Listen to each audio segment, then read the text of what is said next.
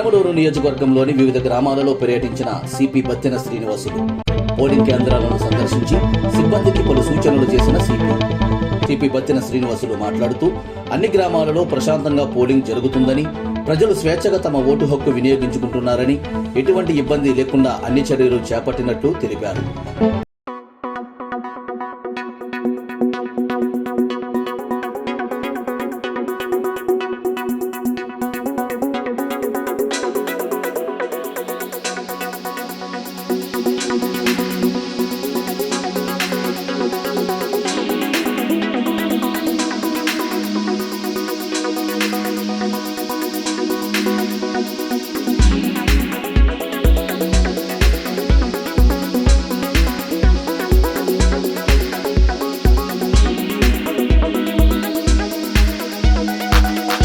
పరిధిలో ఉన్నటువంటి 5 మండలాల్లో ఇబ్రహీంపట్నం, కంకిపాడు, పెనమలూరు, తోటవల్లూరు, విజయవాడ రూరల్ మండలాల్లో 57 విలేజ్లో పోలింగ్ స్టార్ట్ అయింది.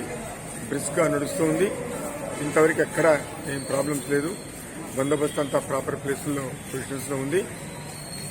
ఓటింగ్ కార్యక్రమం అంతా చాలా సక్రమంగా జరుగుతుంది. ప్రజలందరూ నిర్భయంగా తరలివచ్చి ఓటు వేసుకోవాల్సిన కోరుతుంది.